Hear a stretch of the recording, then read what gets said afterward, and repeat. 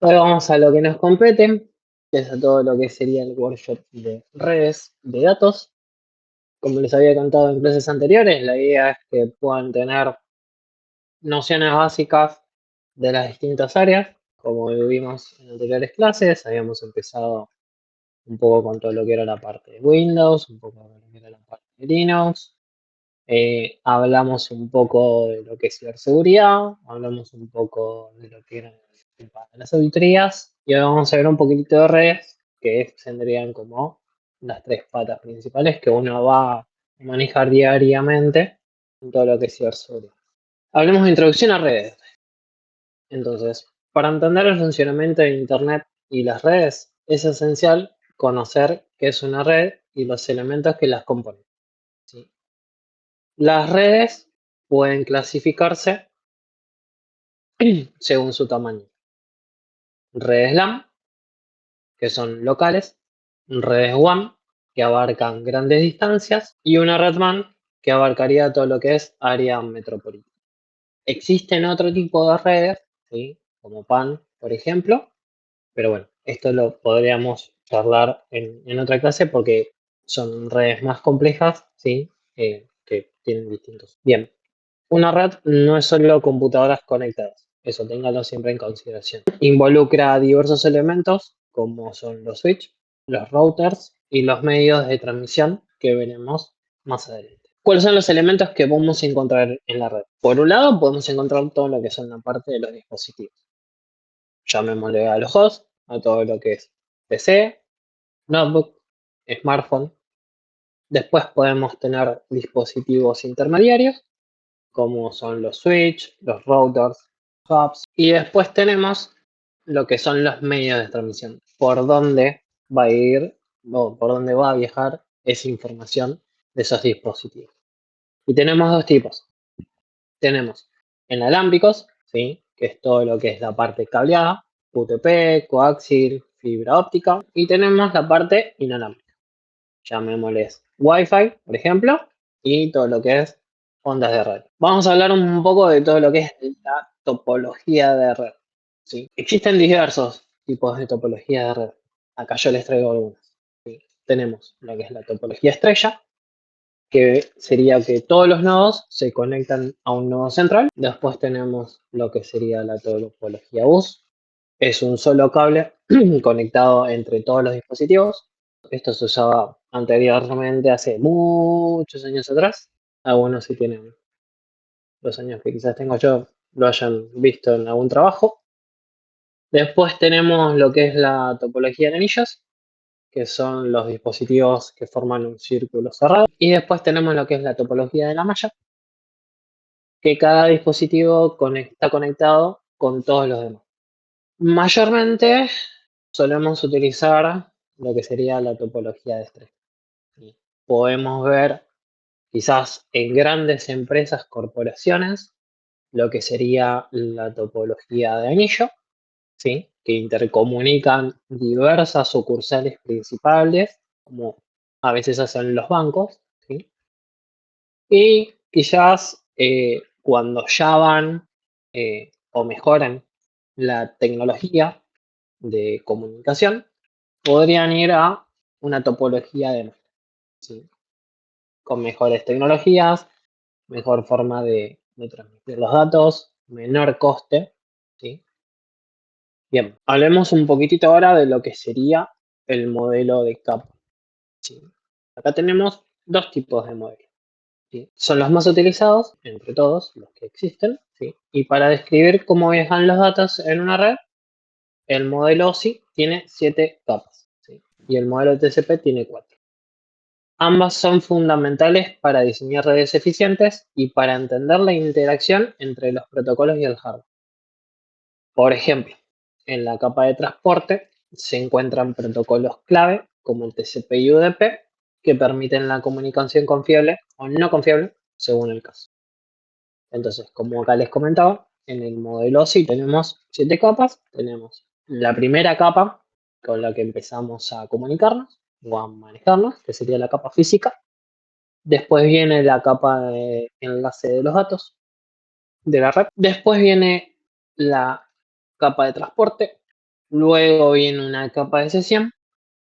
Posterior viene la presentación. Y por finalizar sería lo que sería la capa de aplicación. Y el modelo TCP se maneja similar. Se encuentra quizás en el medio de todo lo que sería el modelo OSI. Tenemos lo que sería acceso de red. Luego viene la parte de la capa de internet. Posterior a esto viene la capa de transporte. Y por finalizar viene la capa de aplicación. La comparación entre TCP e IP combina capas superiores del modelo. Sí. Bien, ahora hablemos un poquitito más del modelo. Sí. Hablemos de la capa física, que es la primera capa. Acá, ¿qué podemos encontrar? Bien, podemos encontrar medios de transmisión, como lo que es el voltaje y las señales, ¿sí? Lógicas que generan electricidad. Después tenemos, como habíamos charlado, la capa de enlace de datos. ¿Qué es lo que podemos encontrar acá en la capa de enlace de datos? Podemos encontrar lo que es el control de acceso al medio, ¿sí? Y la dirección MAC. El control de acceso al medio sería la comunicación de ese parte física, ¿sí? Del switch o del router, ese puerto donde conectas. Y ahí nos entregaría la dirección MAC. Después, en lo que sería la capa de red, vamos a encontrar la dirección IP y vamos a encontrar toda la tablita de enrutamiento de a dónde tiene que ir cada comunicación. Después, vamos a encontrarnos, una vez que pasamos a la siguiente etapa, la capa de transporte, que acá vamos a manejar lo que es los protocolos TCP y UDP. Vamos a encontrar el control del flujo de los datos, ¿sí? Y también la parte de los errores que se pueda llegar a generar sobre esa trazabilidad de los datos. Después, en la capa de sesión, se hace todo lo que es la parte de establecer la comunicación, la administración, la finalización de la conexión entre las aplicaciones, ¿sí? Posterior a esto tenemos la capa de presentación, que en esta vamos a tener todo lo que es la traducción de los datos, ¿sí? Para que la aplicación pueda entender lo que estamos necesitando darle. Acá vas a encontrar todo lo que es la parte del formato de la solicitud que vos le estás haciendo. Acuérdense que acá viaja todos ceros y unos. Y acá también podés llegar a encontrar, en el caso de que se esté haciendo, el cifrado o no de los datos. Y por último tenés la capa de aplicación, que acá vas a encontrar lo que son los servicios de red. Por ejemplo, lo que es HTTP, FTP, ¿sí? Bien. Ahora hablemos del otro modelo, lo que es la capa del modelo TCP, que estas son 4, como habíamos comentado. En la capa de acceso a red vamos a encontrar todo lo que es la parte del Ethernet y los dispositivos conectados físicamente, ¿sí? Acá en contrapartida, si volvemos para atrás, prácticamente nos encontraríamos sobre la capa de enlace de datos, ¿sí? Se comunicaría entre los dos, entre la capa física y la capa de enlace de datos. Como les comentaba, estamos como en el medio, ¿sí? Entre ambos modelos. Bien, como bien dice acá, capa de red, dirección IP y enrutamiento. Si nos vamos al modelo TCP, nos encontramos con nuevamente lo mismo, con la capa de internet, que acá sería exactamente lo mismo. Acá tenemos todo lo que es el direccionamiento IP y el enrutamiento de los datos. Después tenemos lo que es la capa de transporte, volvemos a lo mismo, todo lo que es el protocolo TCP y UDP. Si volvemos de vuelta anteriormente, sería la capa de transporte dentro de lo que es el modelo. Y después tenemos lo que es la capa de aplicación. Acá, como les comentaba del modelo OSI, vamos a encontrar todo lo que es el HTTP, el DNS, SMTP, FTP, SSH. Hablemos un poco de esto que estaba contando antes de la parte del enrutamiento, ¿sí? Que sería esta partecita de lo que es la capa de internet, o si nos vamos al modelo OSI, la capa de red. Bien. En lo que es enrutamiento y switch, bien, acá tenemos dos grandes diferencias dentro de lo que es el ambiente. Tenemos lo que son los switch, ¿sí? que son dispositivos que operan en la capa 2, ¿sí? Acá donde está la parte de los enlaces de los datos, crean las redes, ¿sí? Y después tenemos lo que es la parte de los routers, ¿sí? Acá estos operan en la capa 3, en la capa de la red. Esto nos permite conectar diferentes redes y buscar la mejor ruta, ¿sí? Acá teníamos todo lo que es la partecita esta que le comentaba de la tabla. Buscar la mejor ruta dentro de las distintas comunicaciones que hacemos a lo largo del proceso que queremos llegar a generar. Si queremos ir a un sitio web, bueno, lo que va a hacer nuestra aplicación va a mandarle una petición a switch, en el caso que lo tengamos. Este se la va a mandar al router en base a su tablita de estructura que tiene y a quien tenga más cerca le va a entregar la información. El router lo que va a hacer es le va a consultar a nuestro ISP. ¿Qué es el ISP? Es el proveedor de internet que nosotros vamos a tener en nuestra casa o en nuestra empresa, ¿sí? El ICP va a tener su ruta, ¿sí? Va a tener toda una tablita gigante, hablándolo mal y pronto, en el cual va a decir a qué tipo de otras empresas que van a tener los ISP se tienen que comunicar para entregarte la información de ese sitio web que vos querés obtener. El funcionamiento del routador lo que nos permite, ¿sí?, es enviar paquetes, ¿sí? Enviar paquetes para que después se pueda construir esa información que nosotros queremos obtener. Hablemos ahora un poquitito de los medios de transmisión. Como bien habíamos hablado hace un poco, teníamos distintos medios, ¿sí? Tenemos medios guiados y medios no guiados. ¿Qué es esto? Bien, en lo que es medios guiados tenemos lo que es cable UTP, coaxial y fibra óptica, como habíamos charlado. Las características de esto sí es la velocidad que nos permite de transmisión y a su vez nos da una inmunidad, ¿sí?, a interferencias. Por ejemplo, existen algunos cables de UTP que vienen mallados, por ejemplo, que si estamos en una fábrica, si en una fábrica por los elementos eléctricos, ¿sí?, o en las máquinas que generan muchas ondas electromagnéticas, ¿sí?, a veces, al ser tan fuerte ese campo electromagnético que generan los equipos industriales, ¿sí?, pueden degradar, ¿sí?, los cables en las señales eléctricas que está tratando de mandar. Entonces, en esos casos se suele poner cables mallados, en algunos casos, ¿sí?, como para tratar de aislar esa degradación que tenemos. Y en otros casos, cuando, bueno, se tiene mucha plata para poder hacerlo, optas por la fibra óptica. Porque la fibra óptica no es un medio de cobre, ¿sí? No es un medio en el cual se le pueda llegar a generar ese choque de las ondas. Entonces, como es fibra, ¿sí?, es otro tipo totalmente de elemento, no es perceptible, ¿sí?, a que pueda degradarse por las señales que puedan llegar a ver en ese contexto en el cual Después teníamos los medios no guiados, ¿sí?, como les comentaba, que esto sería las microondas, las radiofrecuencias, lo infrarrojo. Acá sería todo lo que es una antena de una punta a punta, como para que lo tengan en mente, ¿sí?, que piensen que está transmitiendo por microondas, está transmitiendo la información a 10 kilómetros, ¿sí? O, no sé, estás en medio del campo, tenés una antena arriba de tu casa y te estás tratando de conectar a otra antena que está prácticamente en la ciudad. Esto acá sería todo lo que es microondas, ¿sí? Es de la forma en la cual, con una gran onda magnética que se generan dentro de los equipos, puedes transmitir la señal a gran velocidad y a una distancia bastante importante y darle servicio quizás a zonas que no estás pudiendo llegar. Obviamente, esto se puede hacer también con lo que es cable coaxial, ¿sí?, o hoy en día con lo que se llama fibra óptica, ¿sí? En contrapartida, lo que es la microonda, que nos permitiría sin cable poder llegar a zonas bastante alejadas, dependiendo de la potencia que se use, en lo que sería fibra óptica, para llegar a grandes distancias, se utiliza lo que se llama fibra negra, ¿sí?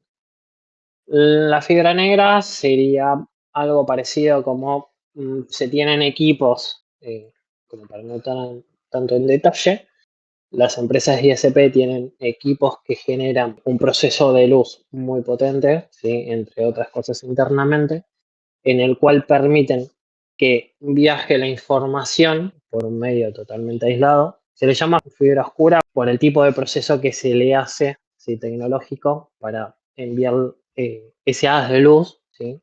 En la fibra óptica a una distancia mucho mayor que quizás lo que nosotros tenemos en nuestro hogar. ¿Sí? Entonces les permiten con esa tecnología poder llegar a una distancia muchísimo más grande, ¿sí? Y enviar muchísima más información sobre un medio que estén utilizando. ¿Qué diferencia tenemos entre una y otra? Obviamente, dependiendo de lo que vayamos a utilizar, vamos a tener todo lo que es la flexibilidad de cómo lo vamos a conectar. No es lo mismo estar tirando cable que estar poniendo, no sé, una antena Wi-Fi, un access point, ¿sí? Y obviamente también tenés el tema del costo y la cobertura, como decía. Va a depender la distancia que vos tenés que recorrer o en la distancia en la cual vos estás desde ese ISP o ese proveedor de internet, vas a ver qué es lo más accesible que te vaya a servir para tener el servicio. Bueno, la calidad de red depende en gran medida de los medios de transmisión que utilices en ese. Podemos usar medios guiados como el cable de cobre o fibra óptica o medios no guiados como las ondas de radio, que son fundamentales para lo que es la conexión. Un tema importante y no menor es el ancho de banda que les comentaba, que determina cuánta información puede pasar por un medio en un segundo, ¿sí? A mayor ancho de banda que nosotros podamos tener, piénsenlo como un caño que mandas agua, ¿sí? A mayor ancho de banda que podamos tener, o a mayor ancho de banda que sería la dimensión de ese caño, ¿sí? Mayor cantidad de agua vamos a poder mandar por ese caño, o sea, transmitir datos.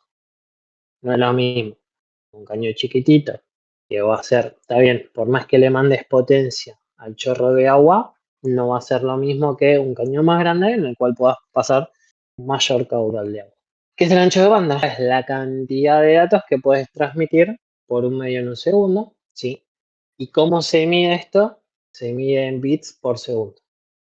Después lo puedes medir por kilobit por segundo, por megabyte por segundo y gigabyte por segundo. Y así podemos seguir hoy en día hasta llegar al petabyte y más. Obviamente, a mejor tecnología va saliendo en el mercado, obviamente mayor cantidad vas a poder mandar por segundo de datos. No es lo mismo lo que se podía transmitir antes, quizás por el cable RJ11, que era el del teléfono que usábamos en casa y con la tecnología que había en ese momento para poder transmitir electricidad en simultáneo, que es la evolución que se hizo al RJ45. Y después podemos decir que el gran salto del cobre, que fue lo que es fibra óptica, ¿sí? La cantidad de datos que se puede mandar eléctricamente por un cable a lo que se puede mandar un haz de luz por la fibra es mucho mayor y a mayor velocidad, ¿sí? Hablemos de lo que es la velocidad de la transmisión, ¿sí? Bien, ¿qué es la definición de esto? Bueno, esto lo que nos dice es la rapidez con la que se envían los datos por ese medio, ¿sí? Lo que les decía recién. No es lo mismo cómo se va a transmitir por el cobre que cómo se va a transmitir por la fibra. ¿Y qué factores debemos tener que los puede llegar a afectar? Bien, una puede ser la latencia, ¿sí? ¿Y qué es la latencia? El tiempo que viaja el dato de un extremo al otro. Después, el ancho de banda disponible. Hagan de cuenta que esto sería como un caño de agua. Más chico o más grande es la cantidad, el caudal que te va a permitir enviar información. Y como les comentaba recién, es el tema de las interferencias y la calidad del medio.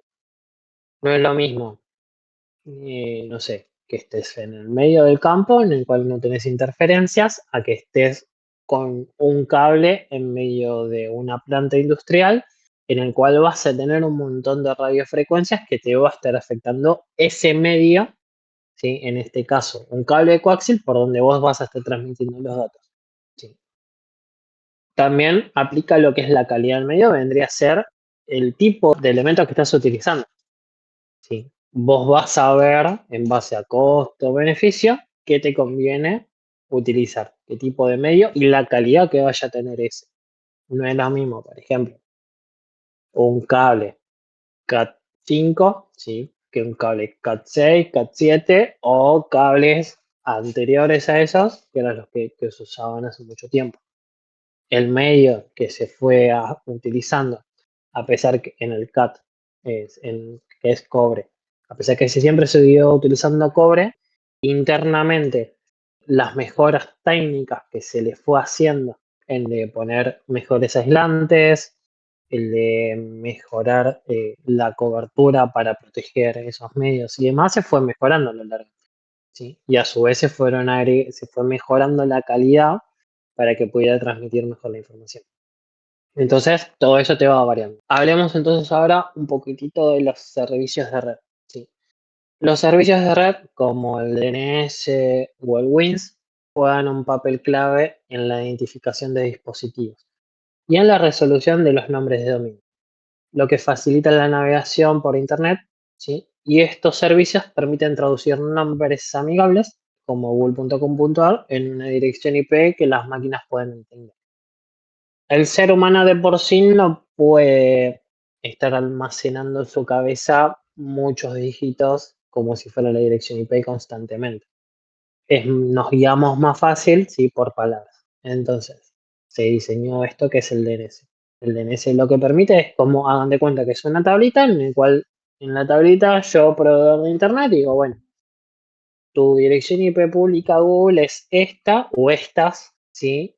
Y cada vez que me vengan a escribir en internet google.com.ar, bueno, yo te voy a dirigir, dependiendo de cómo estén tus servidores, la latencia que yo tengo, el tiempo que tarde y demás, los voy a derivar a una dirección IP pública de tus servidores en el cual vos me brindaste. ¿Sí? Entonces el DNS en lo que es su servicio dentro de un firewall, dentro del router de su ISP que les entreguen, dentro de su Windows Server, dentro de su servidor DNS Linux, ¿sí? Es lo que va a hacer la traducción. ¿Sí? Va a traducir cualquier nombre, lo va a buscar en internet y les va a ir a redireccionar a la dirección IP en concreto. El WINS prácticamente sería lo mismo, ¿sí? Pero dentro de lo que es WINS, ¿sí? Resuelve los nombres del NetBIOS en la red local. ¿Sí? Si vos le decís, bueno, quiero buscar, por ejemplo, una máquina dentro de mi empresa, ¿sí? Y ponele que, no sé, tenés el nombre de la compu, pero no sabes la IP. Bueno, si vos haces un pin, la computadora, ¿sí? Te va a devolver su dirección IP. Si hacemos, por ejemplo, vamos acá, como les comentaba, que ahora se me vengo acá. Entonces, como les comentaba, si yo hago un pin a google.com.ar, nos va a traducir. Tenemos dos formas. Nos puede llegar a devolver lo que ven acá, que es una IP versión 6, ¿sí? Y si tienen desactivado IP versión 6, o si ponen, creo que era, ahora no me acuerdo el comando, había uno de los comandos del PIN que le puedes decir que te devuelva su dirección IP en versión 4. ¿Sí? Entonces te va a dar que la IP de Google en versión 4 es 190.12.219.230, ¿sí? Por ejemplo. Y si vos necesitaras encontrar un equipo dentro de tu empresa, dentro de tu hogar, harías lo mismo. Pones un pin, espacio, el nombre del equipo y obviamente te va a resolver, ¿sí? El WINS DNS que vos tenés dentro de tus ordenadores Windows. Te va a devolver la dirección IP local de zona. Y nos quedaría la parte de noticias, ¿sí? Que esto vendría a ser todo lo que es el protocolo de red que nos permite a las aplicaciones comunicarnos dentro de una red local. Bien. Estándares de Ethernet. ¿Sí? Ethernet es el estándar predominante para las redes locales. Las tramas Ethernet son las unidad de datos que viajan por la red y su estructura garantiza que la información llegue a su destino de manera confiable. La estructura de la trama de red tiene la siguiente estructura. Vamos a tener al comienzo todo lo que es la parte del preámbulo de esa trama. ¿Sí? Después vamos a encontrar la sección donde nos indica la MAC de destino. Luego viene un pedacito que nos va a decir la MAC de origen. Va a venir un segmento donde vamos a tener un pilot que nos va a indicar información de cómo se va a comunicar, tiempos y demás. Y después va a venir lo que es el CRC. La función de Ethernet es transmitir los datos de la red local y llevar la información y devolvernos la información que estemos necesitando en ese momento. Resumiendo, sí, hoy estuvimos viendo todo lo que sería los modelos de capas, ¿sí? Los tipos de modelo OSI y modelo TCP, los tipos de capa y qué hace cada capa, dependiendo del modelo en el cual trabajemos. Estuvimos viendo los distintos dispositivos que podamos ver en las distintas capas. Estuvimos viendo los medios de transmisión por donde se puede llegar a mandar la información, cable coaxial, medios de microondas, medios infrarrojos, fibras ópticas, ¿sí? Y qué tipo de servicios de red podemos encontrar dependiendo de la capa en la cual estemos trabajando. Bueno, hoy la clase de redes fue cortita porque la verdad estuvimos haciendo una introducción. Si alguno tiene alguna duda, quiere contar algo, alguna experiencia que le haya pasado o algún dolor de cabeza que haya tenido con redes, bienvenido sea. A ver, Hola, Seba, ¿te escucha? sí, ¿se escucha? Te quería consultar si podías, si tenés la posibilidad de levantar algún tipo de laboratorio para mostrar cómo resolvería NetBIOS a la hora de darte la IP con el nombre de la máquina. A ver, a ver si puedo levantar una maquinita. Chan, chan, chan. Vamos a salir, levantar. Esto está activo. Mientras se va levantando la maquinita virtual, no leyendo el chat. Sí, la capa 8 no lo quería decir, es el ser humano, querido y divino, que siempre nos lo vamos a encontrar. Creo que alguien me había preguntado el tema de CRC, ¿puede ser? Creo que lo leí por ahí. El CRC, perdón que no lo aclaré, sería el tema de la verificación por redundancia cíclica. Es un código que detecta errores usando frecuencias de red digitales, ¿sí? Acuérdense que nosotros estamos trabajando siempre con pulsos eléctricos, ¿sí? Corriente. Entonces, después lo que hace, una vez que pasa esos ceros y unos, dependiendo si pasa electricidad o no pasa electricidad, lo pasa a un medio digital, ¿sí? Lo que hace todos esos picos, ¿sí? Toma un cierto tipo de balance sobre esa información que está viajando eléctrica, ¿sí? Y la pasa a función digital, ¿sí? Y ahí es donde vamos a encontrar lo que sería este dato, ¿sí? O cambio accidental que podríamos llegar a tener en los datos. Esto vendría a ser como el residuo, ¿sí? Que podríamos llegar a encontrar en ese cálculo que se repite dentro de la ecuación de la trama. Sí, exactamente. El de DHCP te lo da el router y el DNS te lo da el IS.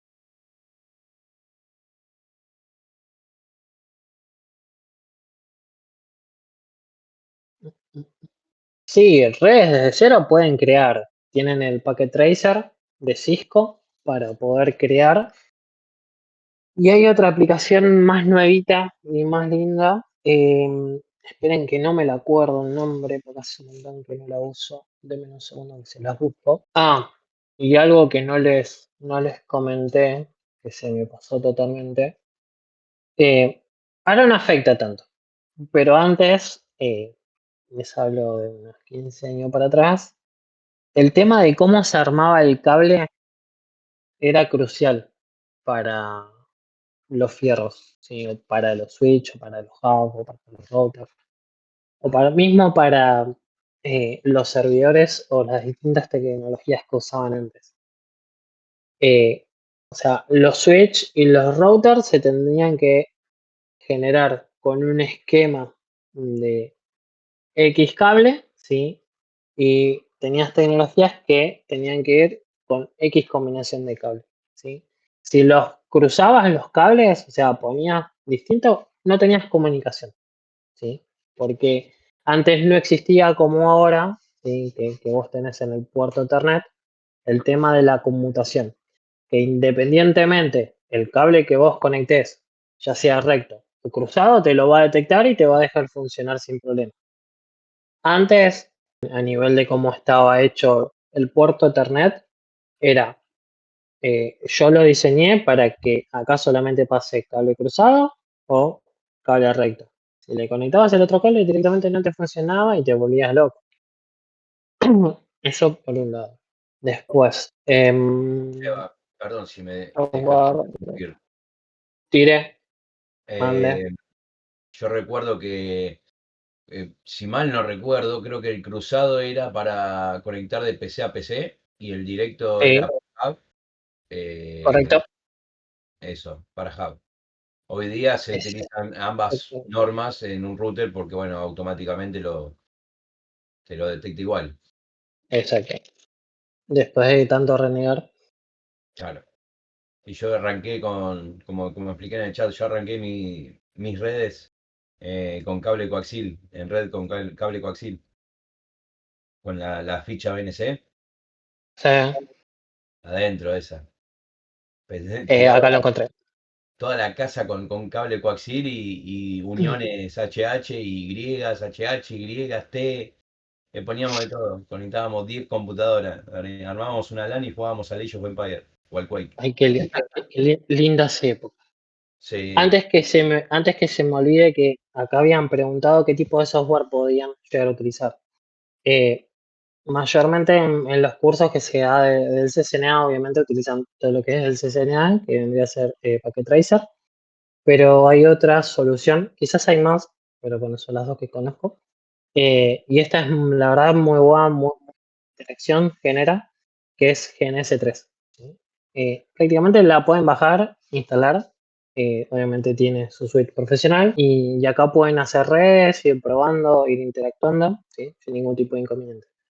Si no tienen medios físicos, ¿sí? Porque no da la plata, no tienen excusa, se pueden bajar tranquilamente el GNS3 o el Packet Tracer y se pueden empezar a armar redes, computadoras, poner switch, poner routers y empezar a interactuar, ¿sí?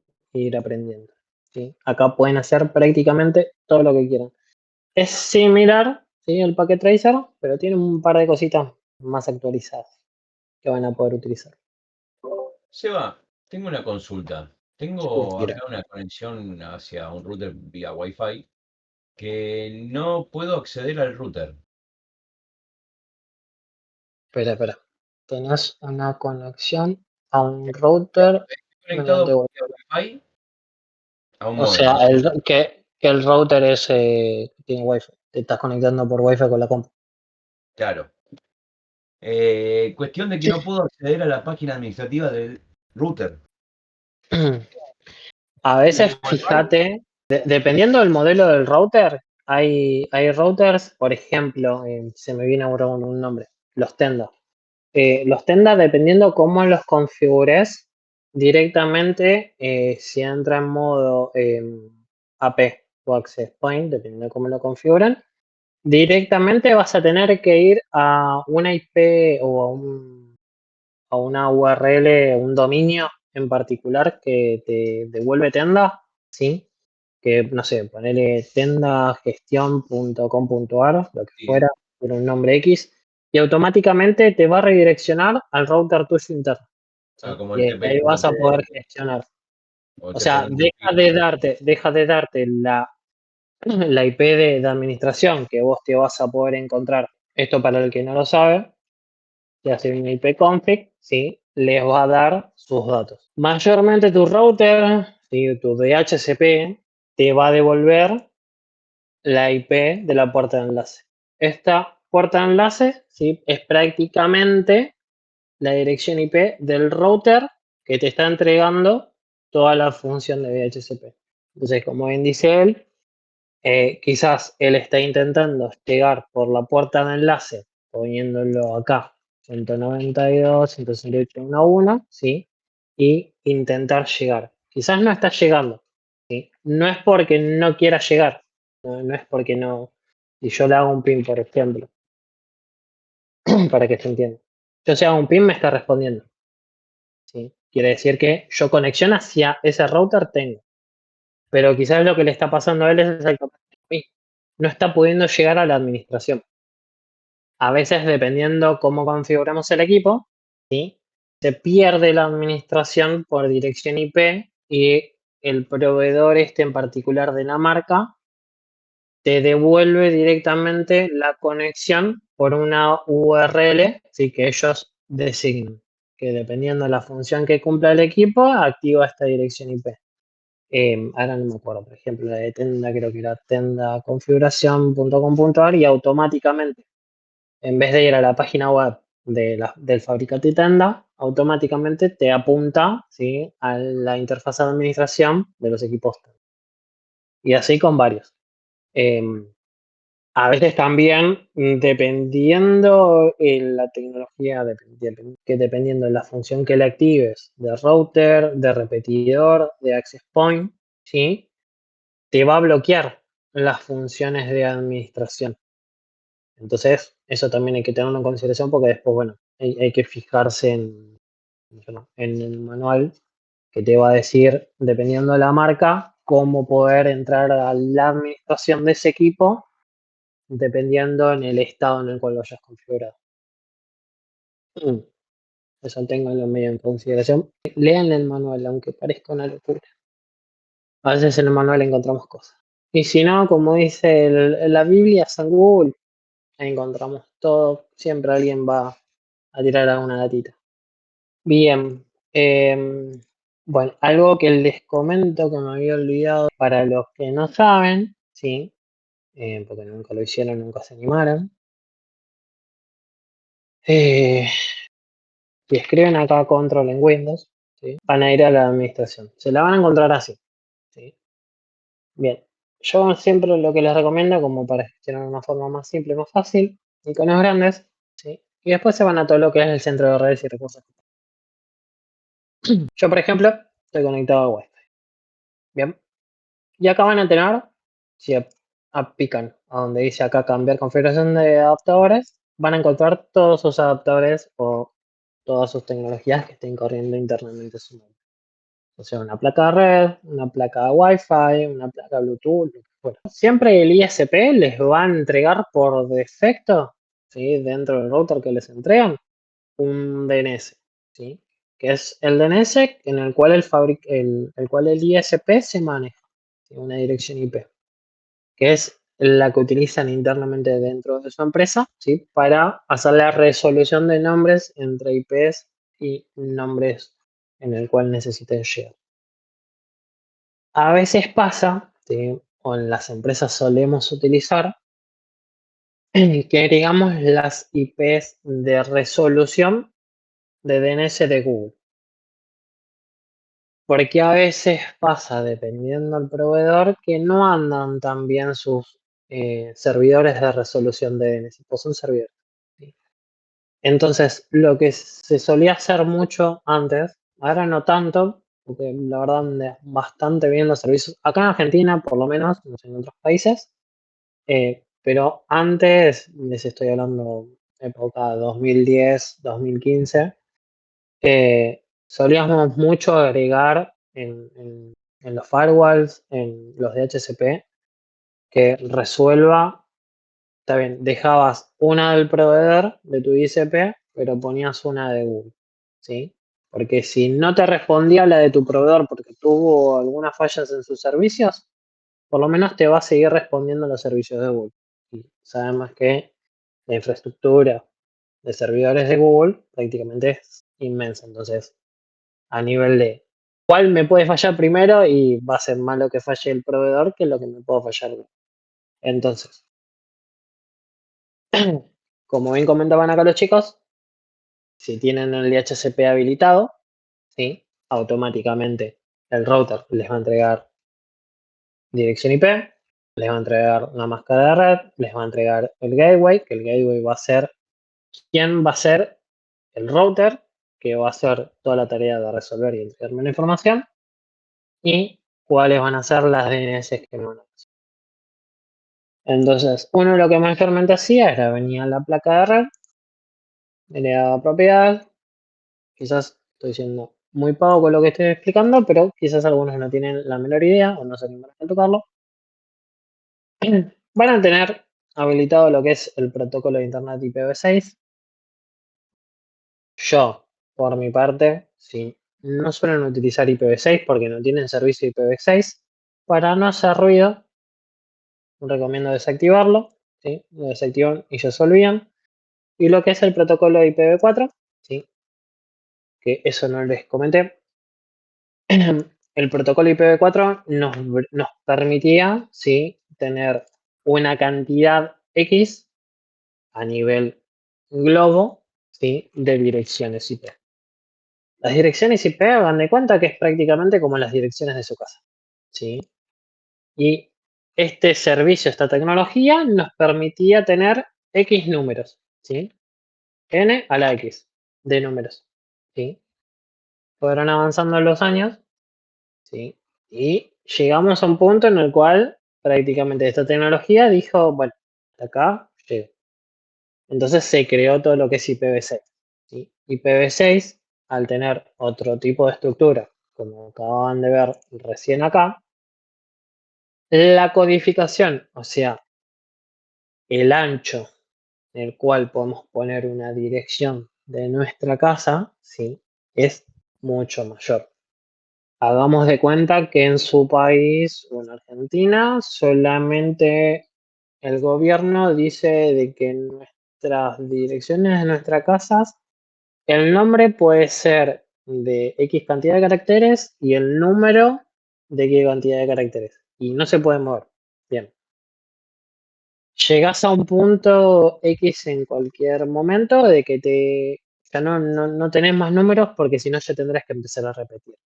Entonces, bueno, viene el gobierno y te dice, bueno, voy a agrandar ese número de la dirección de tu casa, ¿sí? Vas a poder tener mayor cantidad de dígitos, ¿sí? Para poder utilizar. Entonces, lo que se hizo, hablándolo así, no con tecnicismo, sino un poco más suelto, lo que se hizo con IPv6 es eso, ¿sí? Se diseñó esta tecnología que además de esto traen un montón de otras mejoras, ¿sí? En el cual permitió, ¿sí? Que internamente, ya sea en las redes locales de grandes empresas, que prácticamente con 65.000 direcciones IP no íbamos a tener problemas dentro de nuestras empresas, pero bueno, a mayor avance tecnológico, a veces mayor cantidad de equipos que tenemos que manejar para lo que son empresas normales, medianas, chicas, no íbamos a tener problema con utilizar localmente las direcciones IPv4, pero grandes monstruos como Google, por ejemplo, o proveedores que brindan servicios de Internet, llegaron a un punto de direcciones IP públicas, ¿sí? Que ya le dijeron basta, no tenés más direcciones IP para poder utilizar porque entregaste todo. Entonces, bueno, crearon todo lo que es la tecnología de IPv6, ¿sí? En el cual permite hoy en día quizás llegar a un número mayor de lo que es 65.500 y pico de caracteres que nos da IPv6. Como les comentaba, Es más o menos lo que pasó con los números de teléfono hace muchos años. Se le agregaron dos números más y dale que va. Solo totalmente. que acá mejoraron un poco también parte de la seguridad. Es verdad, me hiciste acordar. Me distrabaste un recuerdo. Tenés razón. Con el número de teléfono, ¿cuántos dígitos tenía? No me acuerdo. Bueno, sí, es verdad. Como cuando Para tenías poner acá, el celular ese de tipo ladrillo y te ponías a hacer escuchas telefónicas, con solamente digitando un número ahí accedías a la red que tenías cercana de celular. Estaba un chabón sí, caminando por y escuchaba. ejemplo, antes creo que era, ahora que me estaban hablando de los teléfonos, creo que antes era esta cantidad de caracteres, acá en Argentina, quizás en otro país fue distinto. Pero acá en Argentina, por ejemplo, era esto, ¿sí? Y después no me acuerdo cuándo fue, cuando hicimos el cambio tecnológico. Que bueno, se empezó a poner todo lo que es las zonas, ¿sí? Se empezaron a manejar numeración por zona o características por regiones de acá de Argentina y zonas aledañas. Y por ejemplo, no sé, se empezaron a agregar un número adelante de este, ¿sí? Y empezaste a hacer así. Entonces te quedó con esta cantidad de dígitos, ¿sí? Después para los provinciales, ponerle agregaron más dígitos, agregaron 3 dígitos más. Y así sucesivamente. Bueno, es exactamente con lo que pasó con los teléfonos, exactamente lo que pasó con las redes. Ya llegaron a un punto que no les daba más, necesitaban más cantidad de línea y dijeron, bueno, vamos a agregar un dígito. Bien, lo que le comentaba así rápido, para los que no lo sabían o no se animan a toquetear, acá en la configuración de la placa de red, si tenés el HCP habilitado y tenés todo en obtener dirección IP automática. Y en ese automático es lo que vos te va a entregar tu proveedor de internet que ya tiene preconfigurado en tu router. A veces pasa, por ejemplo, si vos contratás o tenés que hacer pruebas técnicas de tu enlace de internet de tu ISP de la empresa y no sabes si estás teniendo problemas con el firewall, si estás teniendo problemas internos con la red. Lo que solemos hacer, algunas que trabajamos en redes algunas veces, es agarrabas la notebook, lo conectabas al, al transformador de comunicación de la antena que te entregaba el ISP y ponías todos los datos manualmente, ¿sí? Ponías la dirección IP pública de que te asignó tu proveedor, ponías tu máscara de red, ¿sí? Si yo, por ejemplo, pongo acá 10.20, por ejemplo, póngale, ¿no? Esta es una IP pública, X. Bien, automáticamente por cálculo matemático de ecuación de todo lo que es redes, te va a devolver tu máscara de subred, ¿sí? Que en este caso es 255, 255, sí. Bien, mayormente en lo que es la puerta de enlace, siempre va a estar dentro de este segmento de red, que sería 200, 110, 120, pongámosle 140, ¿sí? Que tiene el proveedor de internet. Y después capaz que el DNS que el proveedor de internet te asignaba a vos dentro de su pool, un pool llamémosle una cantidad N, ¿sí? De direcciones IP y datos que puede manejar ese proveedor para vos, o que vos contratás, mejor dicho. Entonces acá ponías 200, 110, 120, 141 y acá repetías abajo y este era tu segundo DNS, ¿sí?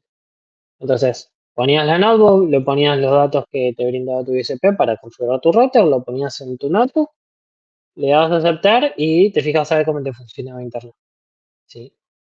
A veces, si querías hacer una prueba para ver si el ancho de banda que te estaba entregando tu proveedor era el real que vos tenías contratado y querías evitar todo el ruido interno de comunicaciones, de consumo de datos de la red, de los firewall y demás, directamente configurabas la notebook, entonces ahí tenías directamente los datos en caliente y sin que nadie te esté chupando datos, ¿sí? Y tenías bien el análisis de cómo está funcionando el proveedor. Siempre el proveedor venía, a veces me venía y me decía, y mira, conectame una notebook, fíjate a ver si está llegando, fíjate a ver, hacemos un speed test y fíjate a ver cómo tenés la bajada y la subida de los datos. Y ahí tenías datos crudos, ¿sí? Ahí te dabas vuelta y le decías al ISP, che, mira, no están dando bien, o sea, estoy teniendo pérdidas, estoy haciendo una prueba de estrés al enlace de internet y me está dando que el pin o la latencia que estoy teniendo es una locura, o sea, está muy elevada, entonces al estar muy elevada, como hablábamos recién, sería como la parte del ruido que podríamos llegar a tener entre el enlace de un extremo al otro, ¿sí?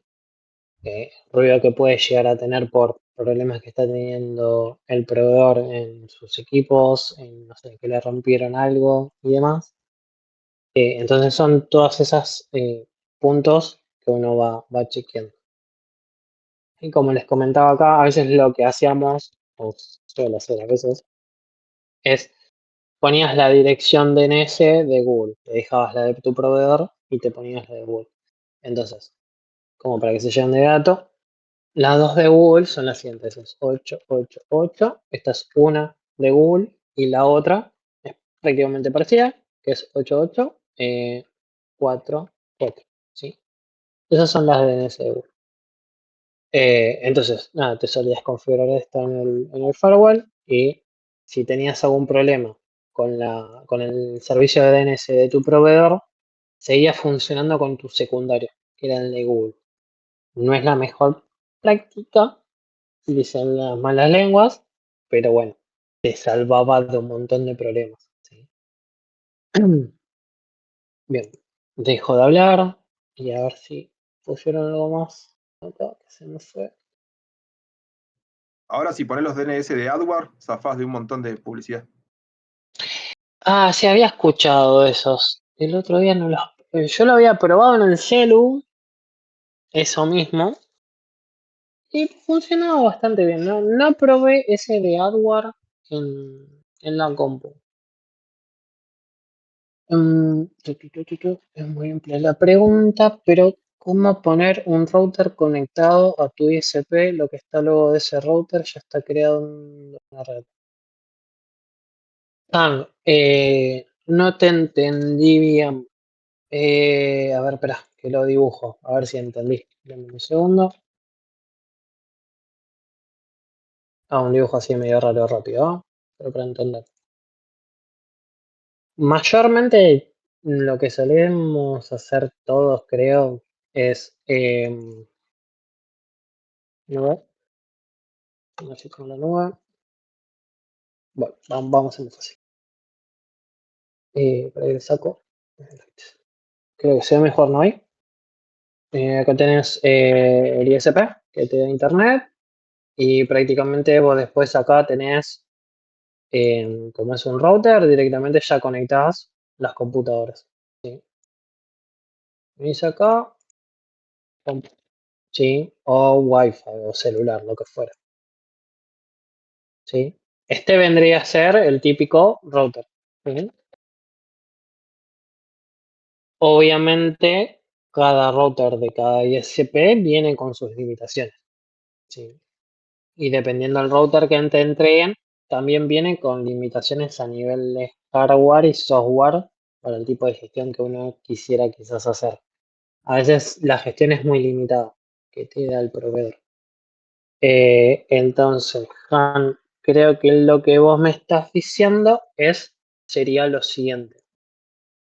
Lo que se suele hacer es, vos le decís al ISP, no me lo dejes como router, ¿sí? Poneme el router en modo bridge, ¿sí? Que el modo bridge es prácticamente decirle, déjamelo como puente, el router.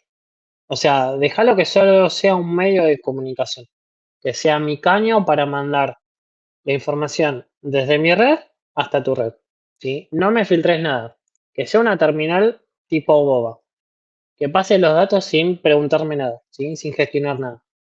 Entonces vos te pones acá en el medio, te pones tu router, ¿sí?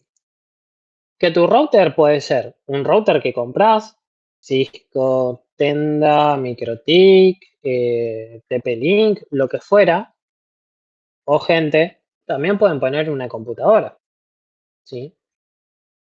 Acá se pueden poner una compu quizás medio viejita o que quieren empezar a jugar, ¿sí? O como yo les hablé en un par de clases anteriores, una virtual, en la cual vos en tu compu tenés dos placas de red.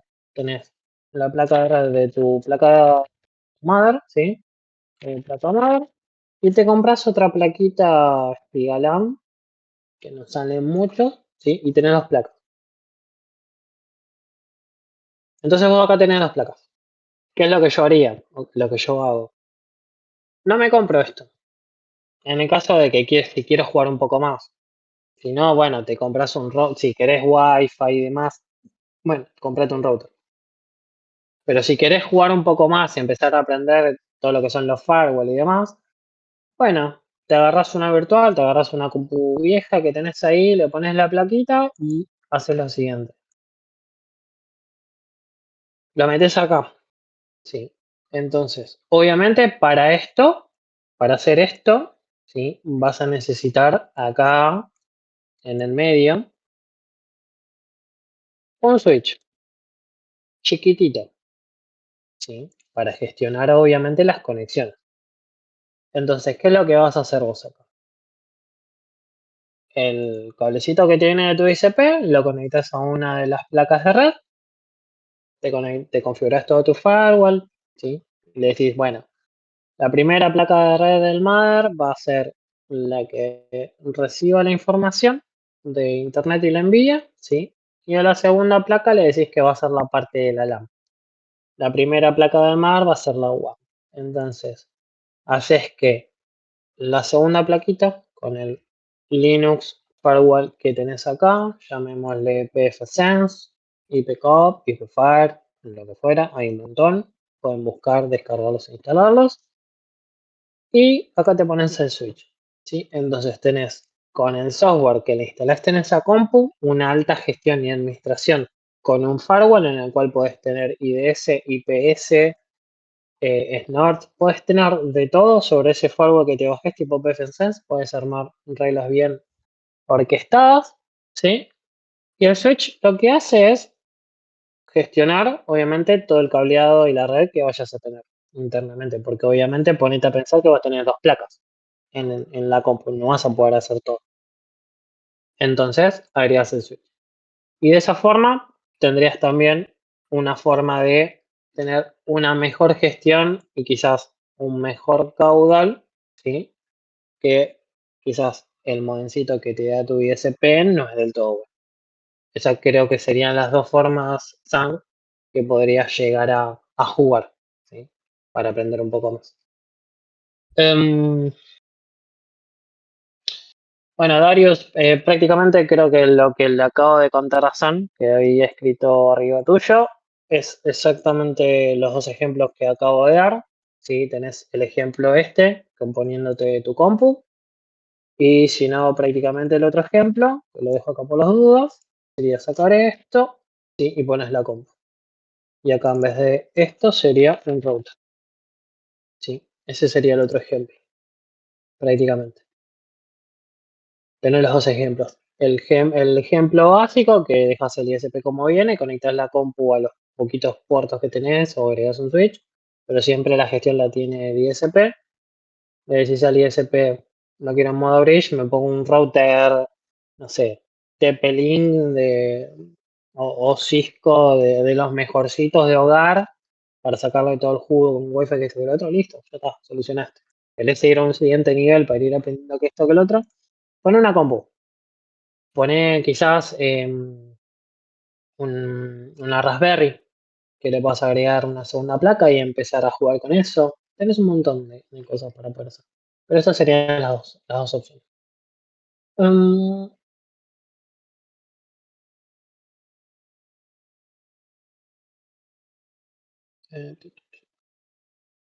Mm, pero voy leyendo rápido, lo más rápido que puedo.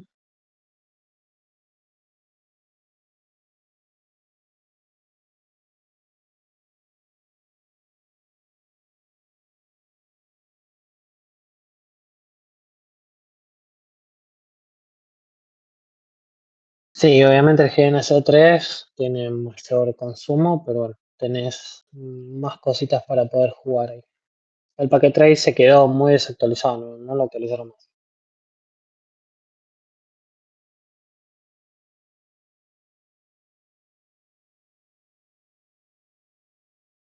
Mm,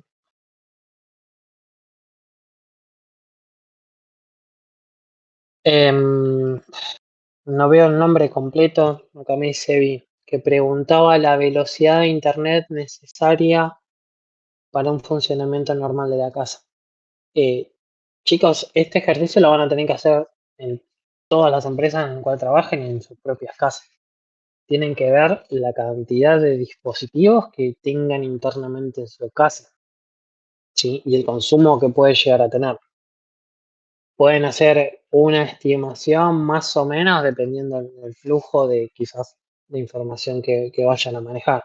No es lo mismo, no sé, que vayas a hacer juegos de competencia, que necesitas una baja latencia, que consumen mucho gráfico y necesitas un buen ancho de banda con una baja latencia para no tener problemas de competición, a, no sé, querés estar mirando todo a full 4K con monitores gigantes o televisores gigantes y que no tengas pérdida de datos o cuelgues, ¿sí? Mayormente hoy en día acá en Argentina, no sé, en demás países, la verdad que las velocidades que entregan los mayores ISP de hogar alcanza y sobra. Yo la verdad que, por ejemplo, hoy en día creo que tengo 100 megas y no son dedicados porque tengan eso en consideración. Mayormente los proveedores de hogar no te van a entregar 100 megas dedicados para vos, ¿sí? Son 100 megas en el cual en el contrato te dicen, bueno, yo te voy a entregar en algunos momentos del día 100 megas, dependiendo en este enlace en el cual tengo conectadas a varias personas, por ejemplo, no sé, hablando así de rápido, tengo un enlace como yo como proveedor de 1 giga dedicado, ¿sí? Y en ese enlace de giga dedicado lo desmenuzo y pongo varias personas internamente, ¿sí? Bien, ustedes no se van a dar cuenta porque es transparente, pero yo voy a tener diversos consumos de esas personas, ¿sí? La cantidad de consumo va a ir variando dependiendo de lo que vayan haciendo cada uno.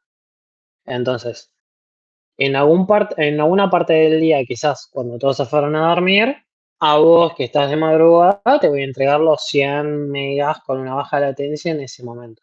Pero no va a ser todo el tiempo de esa forma, como se hacía antes. Y lo que sería la contrapartida, 100 megas dedicado, ¿sí? Que es lo que mayormente uno contrata para las empresas. Bueno, yo te voy a entregar 24/7 100 megas de punta a punta, ¿sí?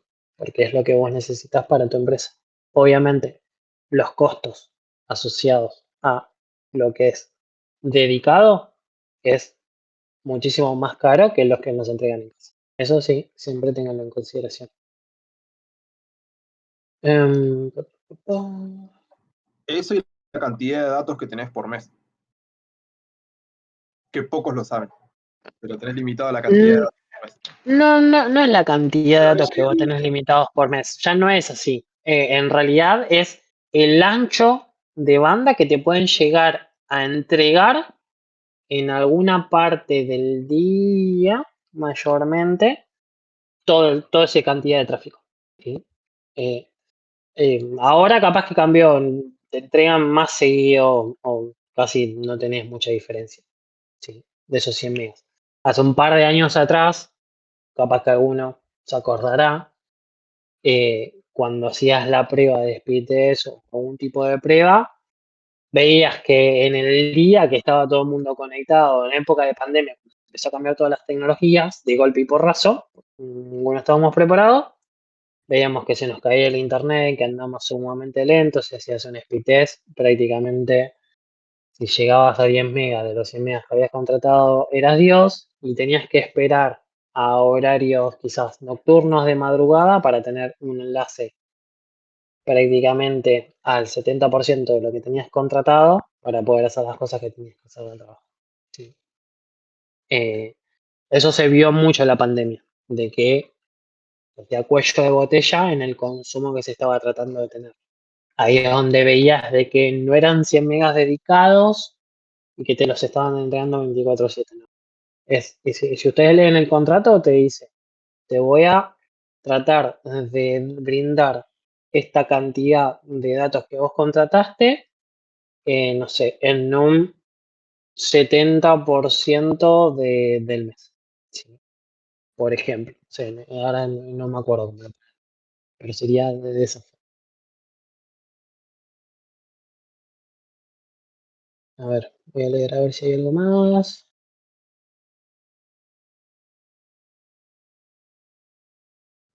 No, pero lo que yo te decía está en los contratos. Sí, sí, De sí. hecho, una vez llegué al límite y se me bajó la velocidad, que era una tristeza.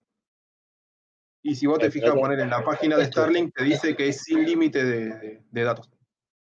¿Qué estuviste haciendo? Todo es raro, o sea, ya nadie llega. Bueno, depende del contrato y dónde lo hagas, porque depende de los proveedores. Mayormente, acá en Buenos Aires, eso no pasa, o sea, no te limitan. Mirá que lo he cagado a palo los enlaces que tuve, pero muy grande, con manejo de datos importantes, quizás de los trabajos que tenía y demás, y nunca tuve limitación. Eso sí era antes, que llegabas a un punto y te bajaban el cable. Te lo cortaban, pero te lo bajaban. En el contrato te decía, si en el mes superaste X monto de tráfico, chau, abajo. Te dejaban abajo. No, a mí no me cortaron, lo que pasó fue que me bajaron la velocidad a una tristeza. Sí, muy bien.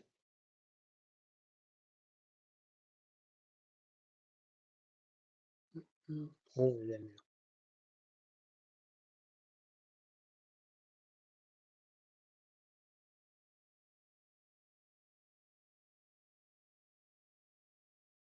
El enrutamiento dinámico versus el estático es prácticamente le estás dejando que la tabla ARP se arme sola, ¿sí? Y estática prácticamente la estás armando vos. A nivel de escalabilidad y eficiencia, hoy en día creo que ya prácticamente ni aplica, como fue mejorando la tecnología. Prácticamente estático casi ni se usa. Que quizás en algunos, em, quizás en algunos casos en particular, estático sí lo podría llegar a utilizar en lo que es el mundo T. Pero después en el mundo TI, no, prácticamente se utiliza dinámico. O T sí, lo podés llegar a encontrar bastante, el estático. Por un tema de que no, o sea, necesitas la mayor confiabilidad, ¿sí? Y confiabilidad, ¿sí? De que los datos no se modifiquen. Porque prácticamente estás manejando cosas críticas. Más que nada en los servidores se usa. Y en los switches Sí, y eso. sí, por eso, o sea, prácticamente hoy en día el estético, si le asignás, como bien hablábamos, como bien decías, en los servidores, en las cosas críticas, servidores, router y más, sí, obviamente le pones estáticas, direcciones estáticas para que no vayan rotando. Pero prácticamente hoy las tablas de HCP, a nivel de lo que es Workstation, las haces rotar todo el tiempo. No las dejas estáticas. Porque te generan bastante conflicto. Antes sí, quizás hace un par de años atrás manejabas estático en algún punto para que no te genere conflicto con el Windows Server, porque a veces se generaba conflicto, que esto, que el otro, pero lo dejé de ver.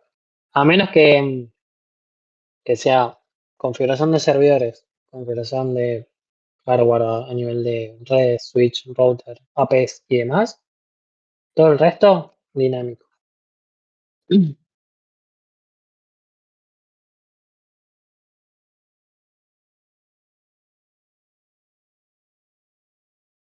Bueno, chicos, se recontra repasó la hora.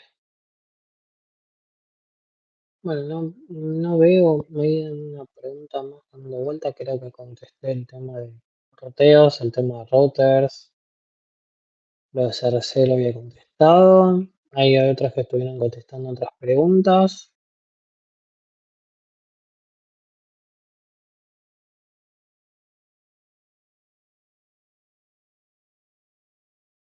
Bueno, ¿qué conocimientos tendría que tener prácticamente un junior de redes? Es lo que conté hoy en el curso. Prácticamente entender, a ver, entiendan que siempre los que se dedican a redes, yo no me especialicé a fondo en redes ni me dedico a full redes, ¿sí? Pero el que se especializó en redes y que se dedica a eso, todo el laburo lo hace sobre la estructura del modelo OSI, ¿sí? Y TCP. Todo el troubleshooting lo hace desde ahí. se para y dice, bueno, a ver, no sé, tengo X problemática, bueno, no sé, no me está resolviendo X tema. Bueno, vos tenés que saber en qué tipo de capa estás teniendo el inconveniente. Si estás con problemas de HTTP, FTP, lo que fuera, bueno, sabés que ahí estás teniendo un problema quizás en la capa de aplicación. Entonces te tendrías que poner a hacer un troubleshooting sobre la capa de aplicación para detectar cuál es el problema. ¿Sí?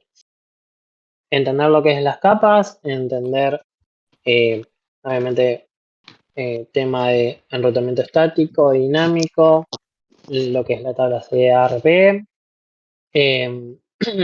todo lo que es resolución, ¿sí? de nombres, ya sea por DNS, NetBIOS, Wins. Obviamente todo lo que es la construcción y cómo hacer una cuenta de redes, ¿sí? Hoy en día prácticamente de memoria no te lo puedes hacer. En internet encontrás un montón de calculadoras de redes, pero saber que si por ejemplo te dicen, no sé, te entregan una dirección IP 192.168.11/24, bueno, vos tenés que saber sobre ese /24 cuántas direcciones IP, ¿sí? tenés para utilizar en tu segmento de red, para entregarle dirección IP a tus compus, ¿sí? Y cuáles se van a utilizar, ¿sí? internamente para la comunicación de los equipos a nivel de redes, cuáles IP no vas a poder utilizar.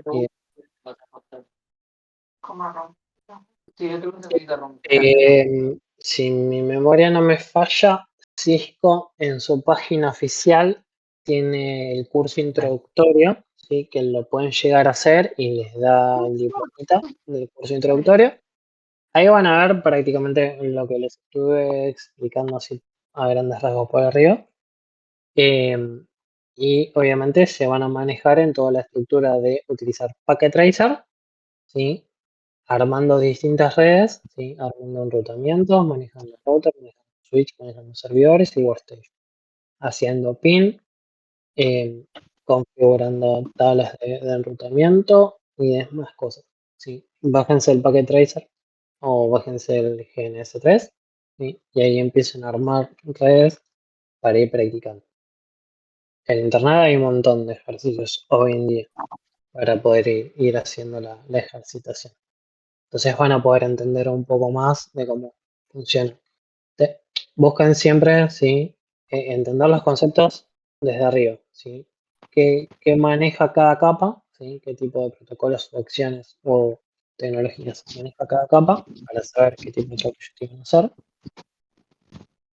Cómo se maneja, obviamente, todo lo que es la estructura de una dirección IP, que existe IPv4 como IPv6. Después, ¿qué más? Cómo se estructura una tabla de enrutamiento, ¿sí? Y esto que les estaba contando de los segmentos de red. Después, más a profundidad no, porque recién arranca.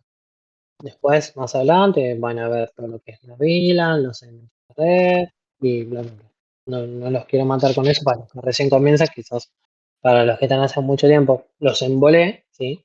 Pero para los que recién comienzan es mucha información de golpe. Pero con esas cosas, ya como junior pueden arrancar sin ningún tipo de problema.